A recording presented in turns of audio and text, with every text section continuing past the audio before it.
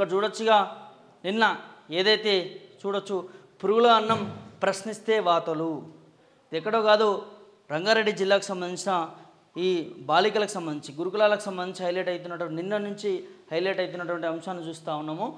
ఏదైతే ఇక్కడ ఆహారం కావచ్చు లేకపోతే అక్కడ వసతులు కావచ్చు ఆ గురుకుల పాఠశాలలో జరుగుతున్నటువంటి అన్యాయాన్ని ఆ బాలికలు బయటకు వచ్చి ధర్నా చేసేంత వరకు కూడా ఎవరికి తెలియని పరిస్థితి.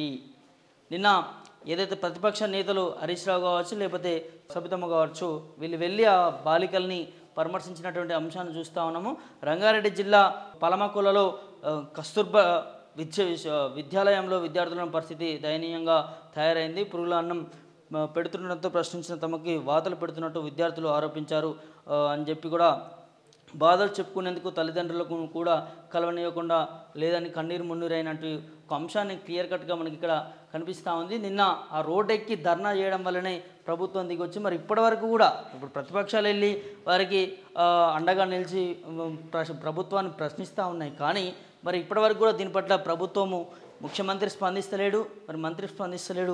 దీనికి ఖచ్చితంగా దీని వెనుకున్నటువంటి కథనం ఎందుకు సౌకర్యాలు ఇవాళ గురుకులాల్లో కావచ్చు ప్రభుత్వ స్కూళ్ళల్లో కావచ్చు వీటన్నిటిలో లోపాలు ఎందుకు జరుగుతున్నాయో క్లియర్ కట్గా చర్యలు తీసుకోవాలి, తీసుకొని సరైన సదుపాయాలు కల్పించాలని చెప్పి కూడా ఇక్కడ విద్యార్థులను కోరుకుంటున్నటువంటి పరిస్థితి. ఇంకోటి చూడొచ్చుగా నేను రాను బిడ్డో సర్కారు దవాఖానకి ఇవాళ సర్కారు దవాఖానలో ఏ విధంగా తయారయ్యాయో ఒక్కసారి చూడాలి, ప్రభుత్వాలు చూడాలి. పెద్దపల్లి జిల్లాలో విష జ్వరాలు విజృంభిస్తున్నాయి. సీజనల్ వ్యాధులతో ప్రభుత్వ దవాఖానాలు రోగులతో నిండుతున్నాయని చెప్పి కూడా జిల్లా కేంద్ర దవాఖానలో సాధారణ రోజులు 300 నుంచి 400 మధ్య ఉండే ఓపీ ప్రస్తుతం 900కు చేరుకున్నది. ఈ క్రమంలో ఇన్ఫెక్షన్ల సంఖ్య కూడా భారీగా పెరిగింది.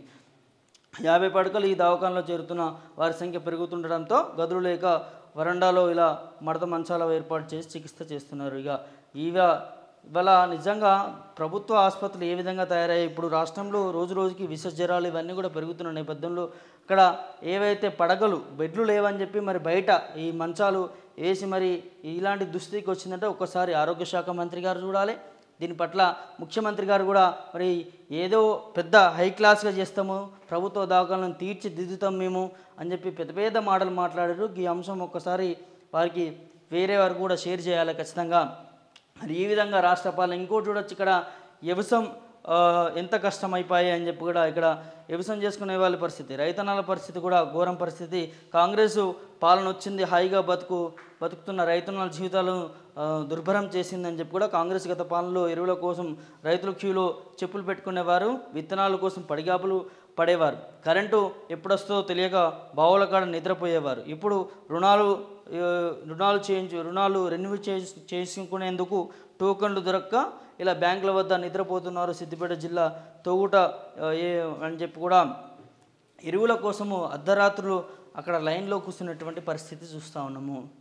ఇది ఇందిరమ్మ రాజ్యమనల్లా ప్రజాపాలనల్లా మరి ముఖ్యమంత్రి రేవంత్ రెడ్డి గారు చేస్తున్నటువంటి పాలన ఇవాళ రుణమాఫీ, రైతు భరోసా, కరెంటు, ఇవాళ ఎరువులు రైతులకి ఏ విధంగా దోకా చేస్తుంది కాంగ్రెస్ ప్రభుత్వము అనేది క్లియర్ కట్గా కనిపిస్తూ ఉంది.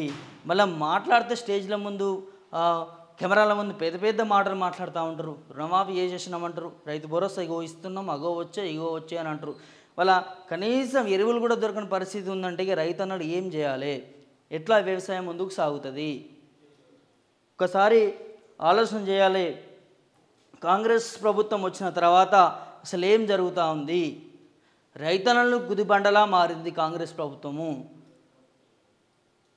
నిజంగా బాధ అనిపిస్తూ ఉంది. ఇవాళ రైతులకు చేస్తున్నటువంటి అన్యాయాన్ని కూడా మరి బీఆర్ఎస్ ప్రభుత్వం కూడా బయటకు వచ్చి ఖచ్చితంగా ప్రశ్నిస్తాము, కేసీఆర్ కూడా ముందుకు రాబోతూ ఉన్నాడని చెప్పి కూడా బీఆర్ఎస్ నేతలు చెప్తున్నటువంటి సందర్భాన్ని చూస్తూ ఉన్నాము. మరి చూడాలి ఏ విధంగా ఉండబోతుంది. నిజంగా కాంగ్రెస్ నిర్ణయాలు ఎలా తీసుకుపోతాం, ప్రతిపక్షాలు ఏ విధంగా దీనిపైన ఖండించబోతూ ఉన్నారనేది